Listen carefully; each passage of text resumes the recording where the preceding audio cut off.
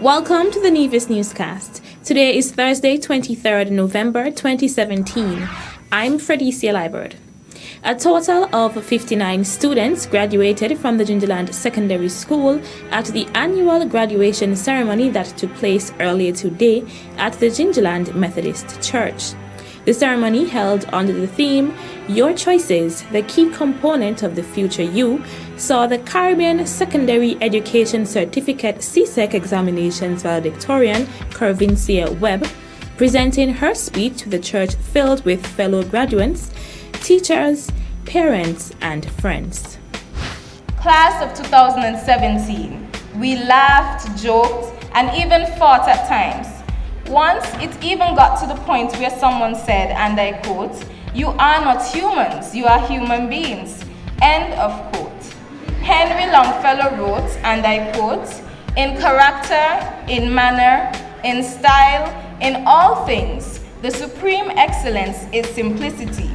Lives of great men all remind us, and we can make our lives sublime and, departing, leave behind us footprints on the sands of time. Graduates, do you notice how proud our families are of us? Think about it. This is the best time to launch a financial attack. We can ask them now for all the money we may need. Back to my message. Let it be said throughout the world to come that the class of 2017 served as a desirable model. We are to leave assorted footprints in the communities that we trod. Thank you, Mr. Roger Williams. Graduates, we are reminded to have a deterrent attitude towards the decision that will impede our progress. Try your best to dismiss the negativity and cling to the positivity. Fundamentally speaking, in light of our theme, your choices, the key component of the future you, from my understanding, your decisions, our decisions, my decisions, will be the essential element that will influence our spiritual, emotional, physical, and social actions now and for the years to come. Webb attained 12 subject passes with 11 grade 1s. She received 20 awards, including the Premier's Award. Honorary mention was made of Yolande Pemberton, who attained 11 subject passes with 6 grade 1s. The Caribbean Certificate of Secondary Level Competencies CCSLC, the best performing female was Selena Lewis, who attained 4 subject passes. The top performing male was Romel Prasad, who also attained 4 subject passes. Both students received a number of prizes and awards. The ceremony was held under the patronage of Mr. and Mrs. Kervin Webb, parents of Curvicia Webb, and was injected with various song renditions, dance, and poems. The following is a notice from the Premier's Ministry dated November 23rd, 2017, pertaining to an amnesty for non-nationals.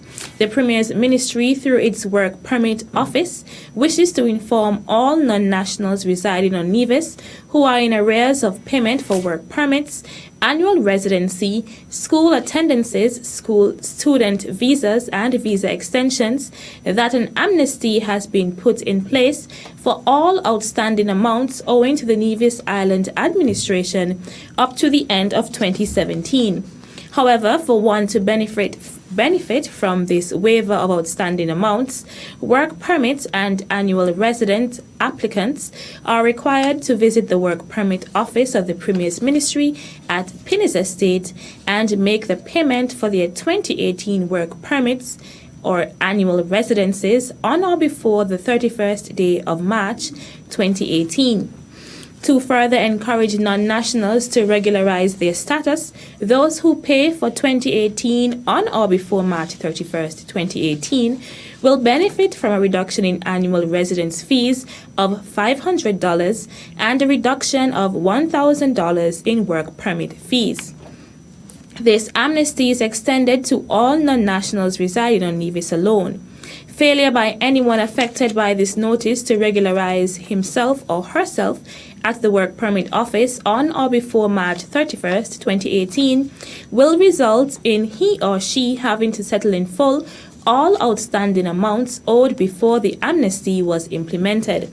The Nevis Island Administration, through its Premier's Ministry, encourages all non-nationals and employers on the island of Nevis to take full advantage of the amnesty period. The Nevis Island Administration values the contribution of everyone who considers Nevis to be their home and continues to work with all to create a harmonious society which is beneficial to all.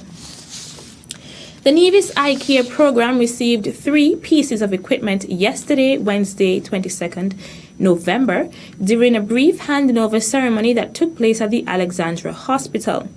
Manager of the Research and Statistics Department at the St. Christopher and Nevis Social Security Board, Donovan Herbert, was present at the ceremony and spoke on behalf of the board. We are very pleased and privileged to be a part of supporting the vision of our people here in St. Kitts and Nevis, more specifically here on Nevis, with this particular donation. Social Security is an institution that looks far into the future in trying to provide benefits and coverage for all of our citizens. And we are happy that we can also support the vision of each division through the supplying of this particular piece of equipment. Herbert then handed over the equipment to the ophthalmologist, Dr. Raymond Hubie.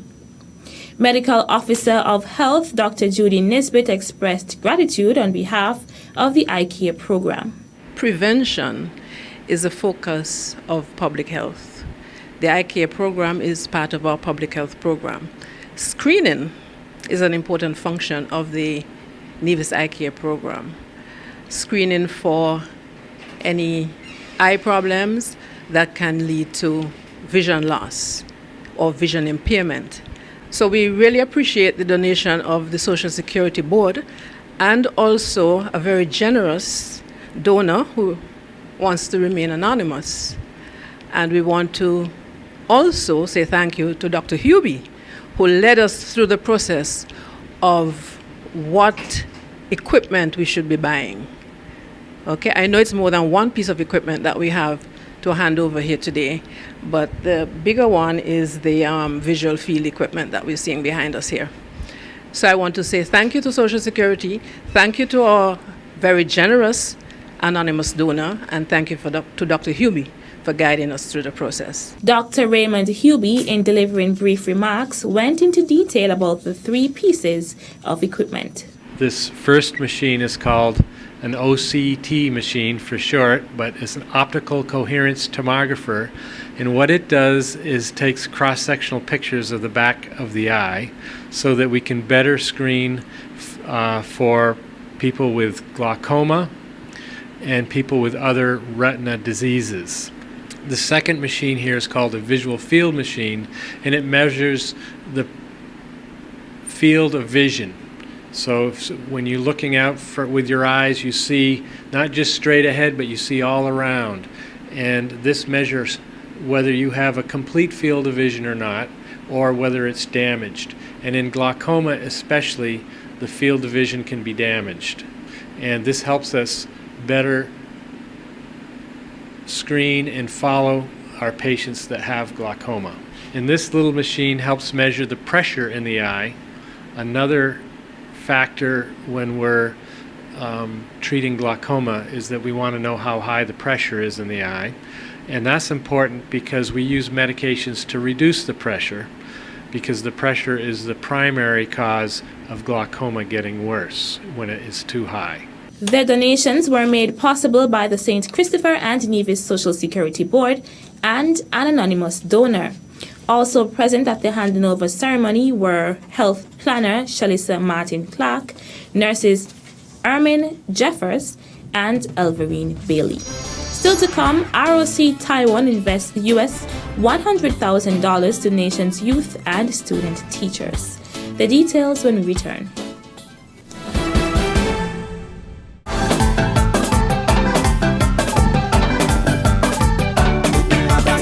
Truly, one of the few places that has an untouched beauty that has captivated the hearts of many.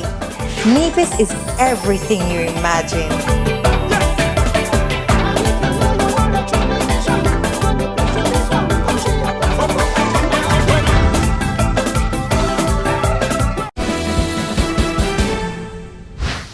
Welcome back. The Republic of China on Taiwan has once again showed its generosity to the people of St. Kitts and Nevis by providing scholarships to 170 primary and secondary students and student teachers at the Clarence Fitzroy Bryant College CFBC to the tune of US $100,000. During the recent scholarship handing over ceremony, the government also received 24 laptops to be utilized in schools throughout the Federation of St. Kitts and Nevis.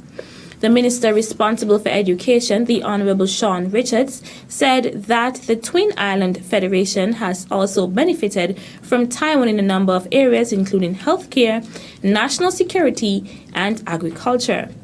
He noted that hundreds of persons in St. Kitts and Nevis are able to say that they have directly benefited from the assistance that Taiwan gives. On behalf of the Ministry of Education, Minister Richards thanked the Republic of China on Taiwan for its continued support of St. Kitts and Nevis. He also urged the students to use the scholarship funds wisely, while adding that their schools, teachers, and parents will be expecting them to excel. His Excellency George Gowe Cho, Resident Ambassador of the ROC on Taiwan to St. Kitts and Nevis, said that as a long-time diplomatic ally of St. Kitts and Nevis, his country's embassy would continue to collaborate with the Ministry of Education in shaping fair and equitable access for youth and improving the quality of education assistance in St. Kitts and Nevis. Nevis added another step toward the realization of geothermal energy when drilling operations commenced for a test well at the site in Hamilton Estate yesterday, Wednesday, 22nd November. President of Nevis Renewable Energy International NREI, Dan Pfeffer, the U.S.-based company contracted by the Nevis Island Administration to harness the island's geothermal energy, and Honorable Mark Brantley, acting Premier of Nevis, cut the ribbon to signal the start of the drilling process. Pfeffer described the project as one which would make a difference in the lives of the people of Nevis. It's very unusual to come across a situation or an opportunity where you get to convert from a fossil fuel plant that, as we all know, is full of pollutants to an absolutely green environment. And perhaps the best thing about this project is the island of Nevis will never ever again have to experience high electricity rates due to increasing prices of petroleum. So we're excited to be here. We're also excited to introduce some of the folks behind us that are also from Nevis here. The belief that our company has is that all jobs that are available for this project should first go to the residents of Nevis. And if you guys just want to cheer a little bit or something, do something. So we're very excited to have them with us. Meantime, Bruce Cutright, Chief Executive Officer for NREI, who was also present at the said project, would transform the energy picture for the Federation of St. Kitts and Nevis, and in the end will be a gateway project for the Caribbean.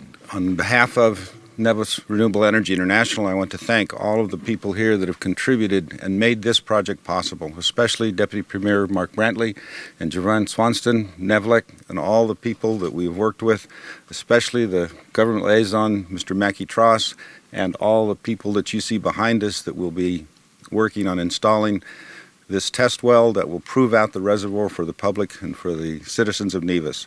This Nevis project, the geothermal project, will transform the energy picture for all of the St. Kitts and Nevis Federation and will be the gateway project for the Caribbean. Also present at the ceremony were Dr. Ernie Stapleton, Permanent Secretary in the Ministry of Natural Resources and the Environment in the Nevis Island Administration, and Mr. Spencer Brand. That's it for this edition of the Nevis Newscast. On behalf of all of us here at the Department of Information, I'm Fredicia Liebert. Thank you for viewing.